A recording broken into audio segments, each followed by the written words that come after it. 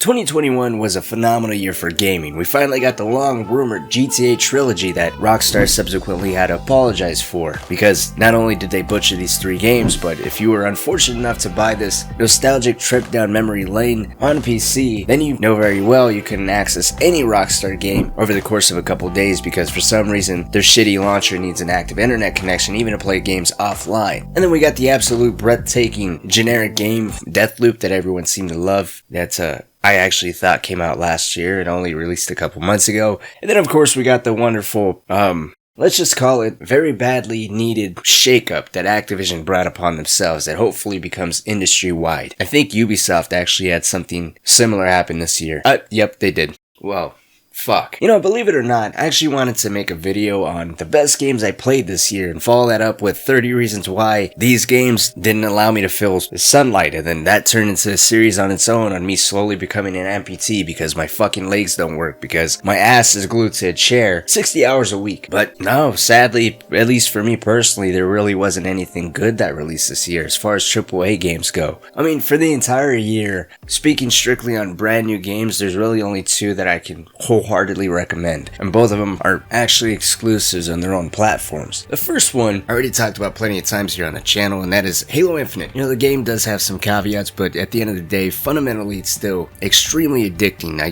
dedicated well over 200 hours into the multiplayer. The campaign is great, although be aware, I do believe the story continues on from Halo 5, and if you're not deep into Halo lore, then you most likely will be lost because there's no recap or bringing all new players up to speed. But if you're willing to look into the lore and just there strictly for the multiplayer, then I see why not, especially since multiplayer is free to play both on PC and on Xbox, and if you have Game Pass, the campaign is actually free as well, so you know, it wouldn't hurt to jump into that and kill a couple hours leisurely. The other one is if you have a PlayStation 5, I highly recommend you look into the game called Returnal. Returnal's a roguelike third-person shooter with a little bit of psychological horror thrown in. I have yet to beat the game. It's one of those games that I've been pretty much playing off and on whenever I can, but what I gathered from the stories, you play as an astronaut by the name of Celine who's crash landed on an alien planet who's stuck in a time loop that you ultimately have to break. Now, because it is a roguelike, some things carry over in between each attempt, while some things don't. There's a total of 6 different biomes. All the gameplay you're seeing is all in the very first biome. There's boss battles, there's debuffs, there's a bunch of weapons you can pick up, weapon proficiencies as well. Graphically, the game is beautiful. The atmosphere and the music and sounds are all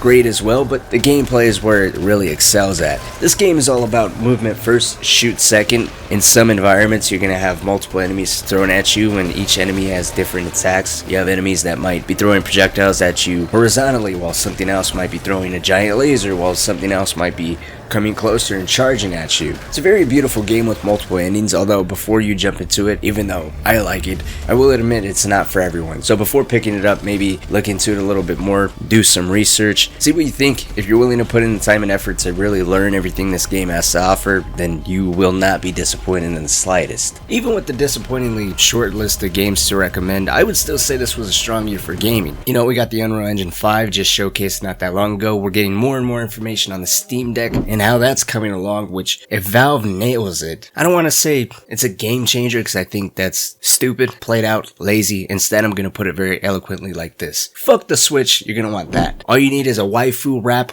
and some type of furry dating simulator, and be damn near impossible to keep the ladies off of you.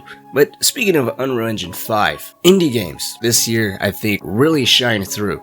And I wanted to give a little bit of credit where credit was due. If you're someone that's into competitive multiplayer games, I highly recommend you check out the game Splitgate. It's free to play. I actually haven't played it since the release of Halo, but that is where I was investing the majority of my time for a good month. It's very lazily described as Halo with portals, which is still, it's a lazy description, but it's still accurate. If you played Halo before, then there's going to be a lot of similarities or things that you recognize, like the carbine, the battle rifle, the assault rifle. A lot of the game modes are similar as well. You have SWAT, Oddball, they just added Infected. They just put out, I think it's Season 0 not that long ago, and they also came out and said that they just secured $100,000, so they're going to continue to to stay independent and continue to offer a bigger and better experience. And then they had an esports tournament. I mean, the game has been going along solidly, and I'm happy that the developers are independent, and hopefully they continue to stay that way. But if you're not into multiplayer games and you're into more slower paced tactical shooters, Ready or Not just recently came out in early access on Steam. I grabbed it as a time killer, something to do on the side, but I ended up getting sucked into it. In layman's terms, people are describing it as a successor to SWAT 4 if you ever played any of those SWAT games, which I never have, or what Rainbow Six Siege should have been. But the basic gist is you play as a SWAT team. There's 6 levels, well technically 8 total, 6 of them are done for the most part, while the other 2 are just testing levels. But within those 6 to 8 levels, there's 5 different game modes. You have Barricaded Suspects, Raid, Active Shooter, Bomb Threat, and Hostage Rescue, and each one of these game modes gives you different objectives to complete and different ways to complete those objectives. And at the end of each level, you get a rating of how well you did and how you handled the entire situation.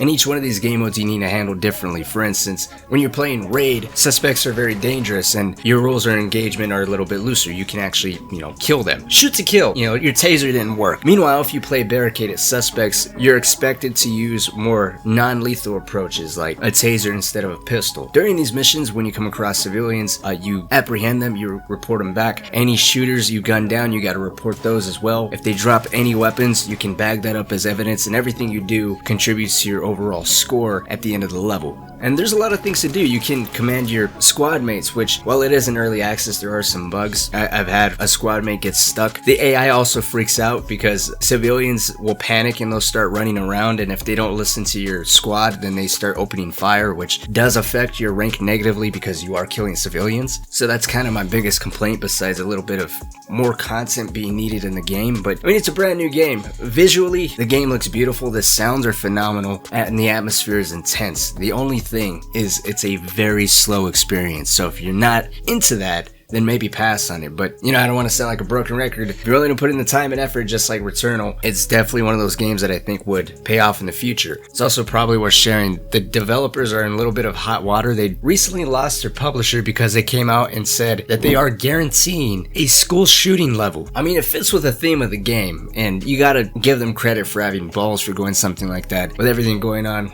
in the United States, or as of lately anyways, in the last couple of years. But I'm curious, what do you think about that? Do you think people are making a big deal out of nothing, or you think that that should be something that this game and other games should incorporate? I don't know, maybe that's just a too deep of a question.